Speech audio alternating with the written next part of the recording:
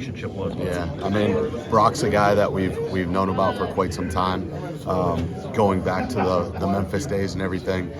His recruitment was pretty unique in the sense that we already had several relationships on staff here with him, his family, his coaches, and everything. So it's a little bit unique in today's day and age in recruiting and everything, how fast everything can happen.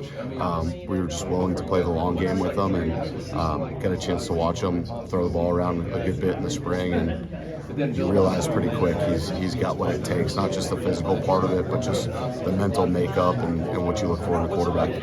How, like when somebody commits to another school in late July or whenever it was with him, what's the balance between not pestering too much, but also wanting to know, hey man, we're here, pay attention to what we do this season, we might be better than you think, and all your questions could be answered if you keep. What's the balance there? Part of recruiting is going with your gut. And I knew that we had a real relationship with this kid. It was real with him. It was real with his family. It was real with his coaches. We've known his high school coaches for a long, long time now, too. So it's just one of those things. I felt comfortable with the daily conversation and connection still with him.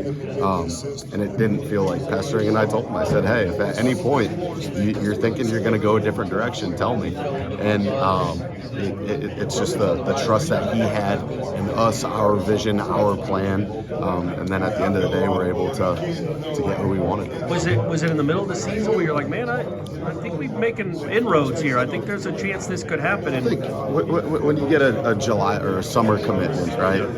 And then it keeps stringing along. You start to gain a little bit of confidence. But he's just not slamming the door shut. Yeah, but he's just not slamming the door shut now. So it gives you that hope. And I mean, on the other hand, right, as a recruiter, as a college coach, you still have to do your due diligence, pursuing other targets and everything at the same time too. But I mean, just the consistency that we kept with Brock, and I mean, we were there for him, and he was there for us at the end of the day. So what kind of quarterback is he? You see him on high school film. He can run a little bit. Yep. What do you like about him? What does he have in his game that's?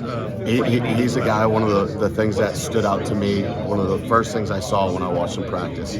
He's extremely tough. He's extremely competitive. I think that to play the quarterback position, especially at a high level, you have to possess some type of toughness, whether that's mental toughness, physical toughness, a combination of both emotional toughness. Usually when you're a tough individual, that with that comes some type of leadership quality. And at the end of the day, if you're playing quarterback, that's a main role for you, right? Everybody leads in their own way, and he's a do it by example guy. He's going to show you, but he's also going to speak up when he needs to speak up. And his work ethic gets his teammates' trust, just the way that he approaches the game and approaches practice. From a physical standpoint, I mean, he's got a big arm. He can throw. He can really push it downfield. Has a great feel for the pocket.